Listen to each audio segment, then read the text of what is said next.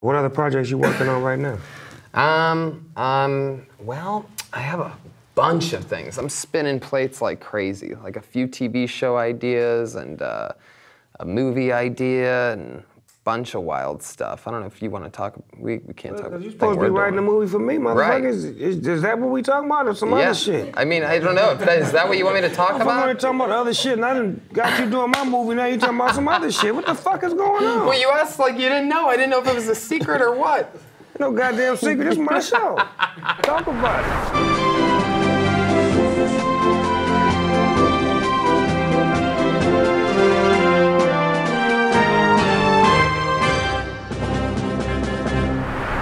Ladies and gentlemen, boys and girls, we'd like to welcome you inside the GGN News Network. I'm your host with the most, Finding Nemo, a.k.a. Nemo Hose.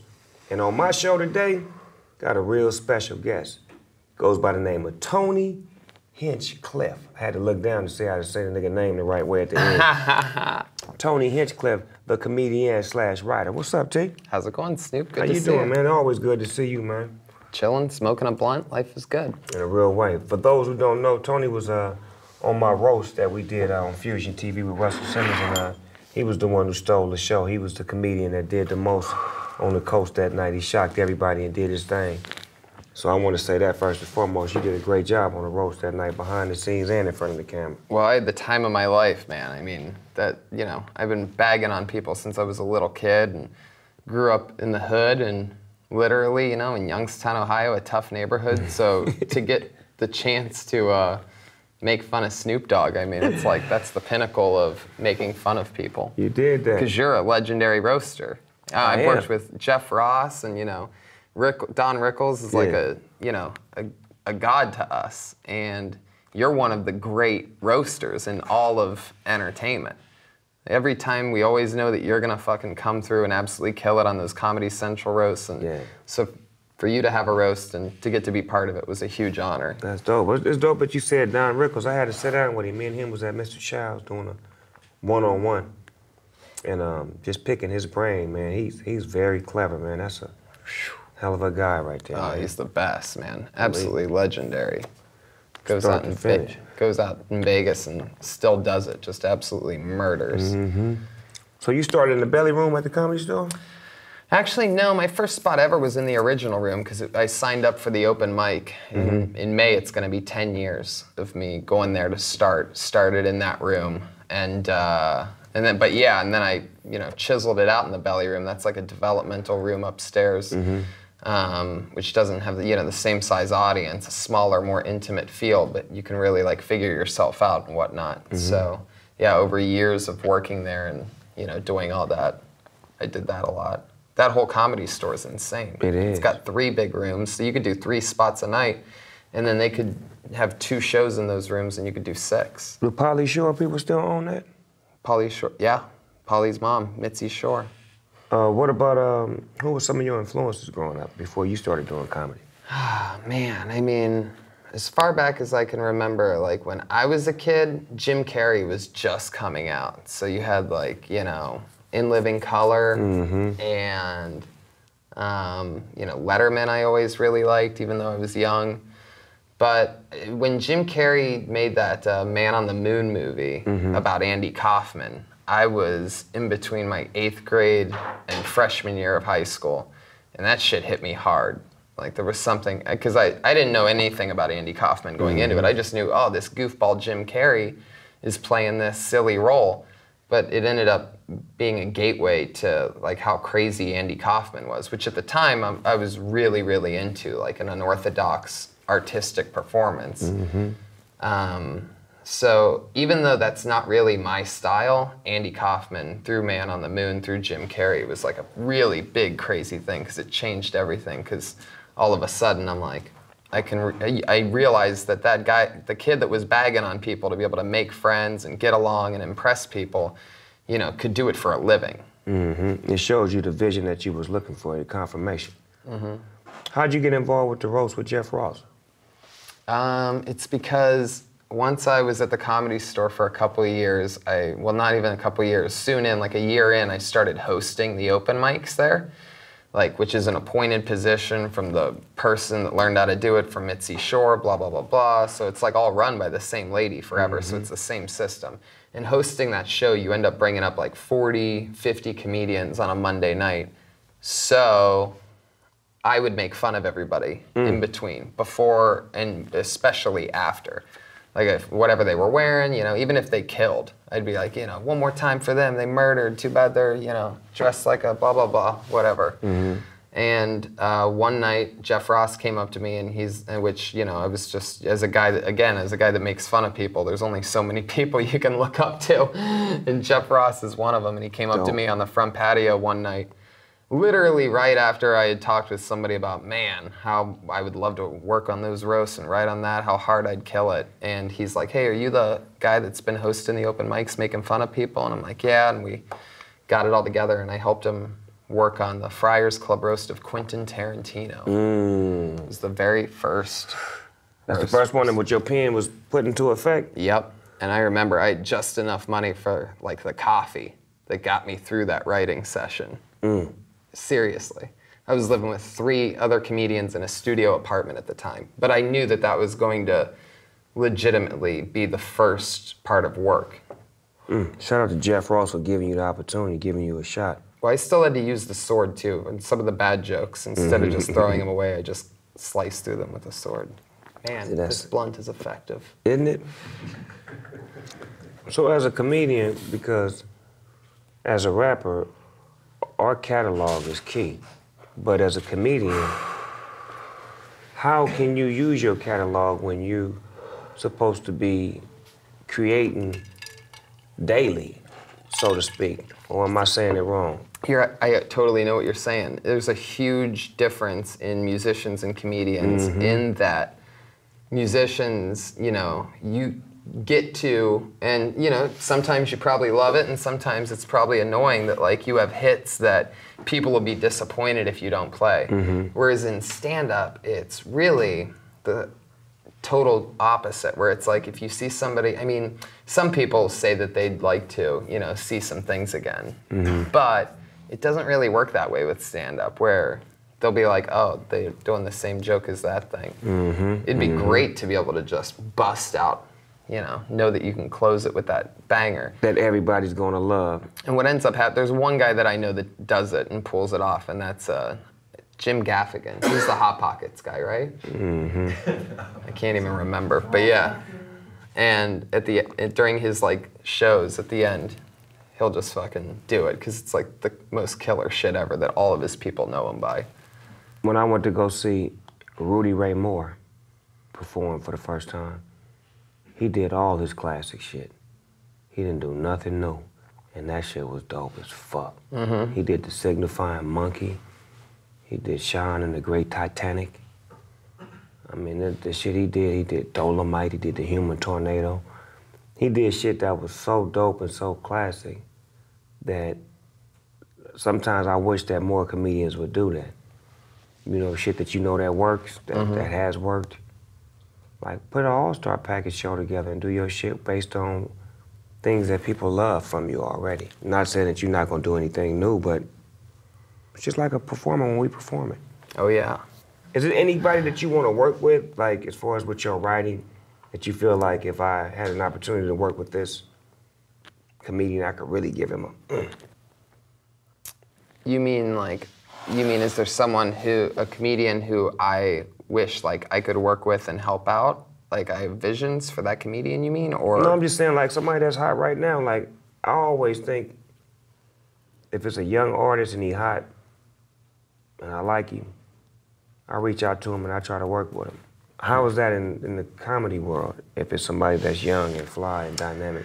Well, I actually do this crazy podcast every Monday at the Comedy Store where it's a big live show, big sold out show. We just did episode 200 on Monday. But the point is like we pull names out of a bucket and you get to see a comedian, like over 70 people that signed up for like an open mic basically, you pull a name out of a bucket and they come up and do 60 seconds of stage time. And then they are immediately interviewed by me and 2 guests, which are always great, freakish comedians. I'm very, very lucky I get to work with all my favorite heroes coming up. On this episode, specifically on Monday, I had Dave Attell and Ron White. Cold-blooded assassins. Ron White's my mom's favorite comedian. Dave Attell is just an absolute continuous machine, and they're both cold-blooded killers. So I get to sit next to people like that and, you know... Get that game. Exactly. Be a sponge and soak up all that game for free. And they're doing my show, and so my point is, like, not only do I get to see them give back and the advice and all of us, you know, it's all a cool thing, because even if it goes bad, even if the random comedian that gets pulled out of the bucket, you know, that signed up to do 60 seconds in front of us, so I have, like, my finger on the pulse in a weird way with the, you know, bottom workings of who's coming up in LA. And for example, like this last episode, we found a freak, man. We found like the new Eddie Murphy. For real? Or at least for 60 seconds he was. Ron White immediately gave him an opening spot, straight out of getting pulled out of a bucket. Gave him a spot on his big theater show on Friday in Anaheim at the Grove. We're gonna see what he do. Show. Let's see what he do. Yeah. But it's cool, and that's sort of like where I find myself giving back to like young comics, is they get an opportunity to get seen by some of their favorite comedians, and get advice on a show, and possibly get an opportunity. Yeah. Based off of their performance. Exactly. That's a good thing. And who knows what that guy can get from that 10-minute spot on Friday, who might be in that audience or whatever. Hi, I'm Stormy Fronts, bringing your weather today. Titty to titty, city to city. I'm in Tata Creek, Canada today, and it is so hot. I think that with the weather today, there's so many activities we can do in Tata, Canada. Like maybe go for a sweaty run together and then get clean after in my shower, because that's what we should do. Talk about the movie that we doing together.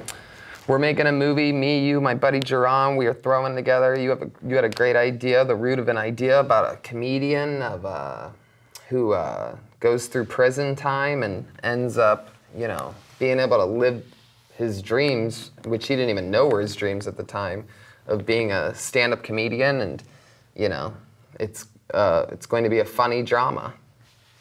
Powerful on both ends. Yeah, it's very well. I don't know how much you want to give away. It's no, that's dope. That's enough. You know what I'm saying? So, you know, nigga be there stolen our idea, and we be watching our movie come out with some low budget motherfucker, but we not gonna do that. You got enough of the idea right there. Know that we gonna do it. It's coming to a hood near you. You like sports, Tom? I love sports. What's your favorite sport?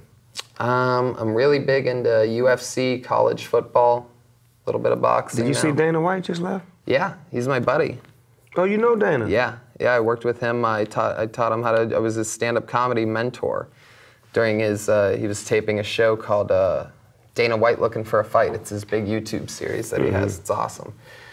He's a great guy, man. Dana's a great fucking guy. Yeah, he's the coolest, man. He's like a modern-day Vince McMahon. That's what I asked him. And he just has all the real players. Because if you look at what Vince McMahon did, that's the craziest shit ever. That guy's selling out arenas 2, 3, 4, 5, 6 times a week for the last few decades. I was at the UFC the other day, and it made me think of the WWE. Because I'm like, wow, this is their 209. And you know, you see how big the sport is. It's huge. Globally. But that made me think of Vince McMahon again. I'm like, good God. Vince McMahon eating. He got Monday Night Raw. He got this. He got that. They even got the WWE channel now. Yeah, network. Yeah, hello. And he's still got the pay-per-views. Shout out to Vince McMahon for putting me in the WWE Hall of Fame. That's huge. Hall of Famer. Yeah. And your cousin Sasha Banks killing it. She doing her thing, man. You know who I met backstage one time at a WWE fight? Motherfucking Pee Wee Herman.